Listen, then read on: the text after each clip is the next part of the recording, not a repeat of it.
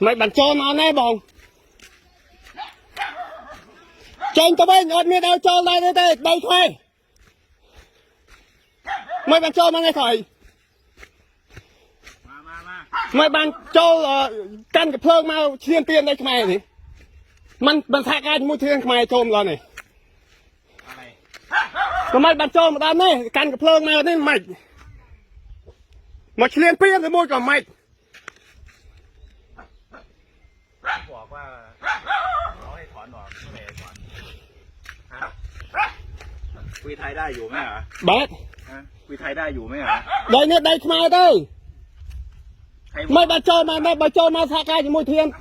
จำชื่อใครเป็นคนพูดเอาเต้บอกเองสากามามุดขมายมาเปลี่ยนขมายเยอะนู่นน่ะใครเป็นคนพูดเราไปบอยมาแจ้งบอยสากามุดเทียนขมายมาเยอะจุ่มจมุดเทียนกันไปชี้อ่ะ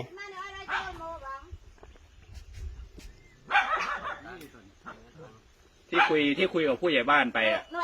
เอาเต้บอยโจมาเนี่ยเอาเมาจมุดเทียนขมายเทียนขมาย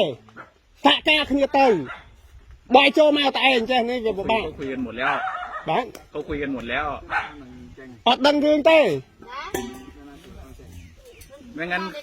ตรงนั้นเขาจะไปถอนเหรอเขาคุยกันหมดแล้วเนี่ยตลอดแนวเตือนแต่เย่จมูกดอกไฟจมูกเทียนขมายเต้จำไปเชียนไทยมันตัวรู้บ่าวโจมาแจ้งนี่แต่เพิ่มไม่เตือนแต่พูดไทยได้อยู่รู้อยู่ว่าพูดไทยได้อยู่ถูกไหม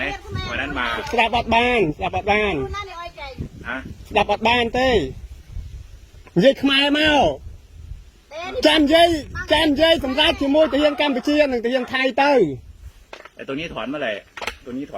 ถอนแต่เมื่อไหร่บางคันได้อันนี้เราตะลงตะพีตอนนานดอกยุคนั้นนะ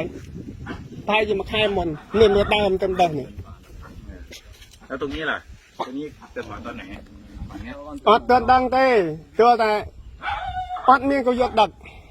ไทยเพลิดบ้านกูยดไรคนบอกว่ารถไฟก็เสียอยู่ให้บางไอ้อ้อยนี่บางไอ้ของรุ่นโจลของรุ่นไอ้โจลมาอ๋อเต้มันแทนนาโจมาเต้แต่กันกับเพลิงมาเนี่ยกาวเต้ไอ้บางไอ้มาตักนี่เองบางให้จำแกท่า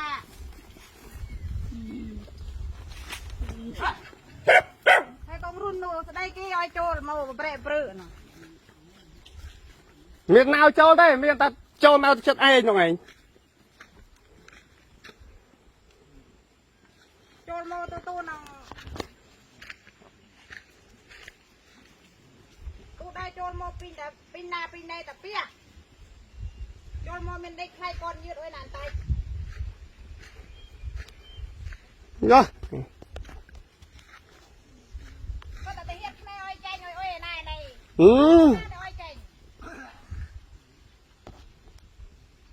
เนาะคลังนะฮะ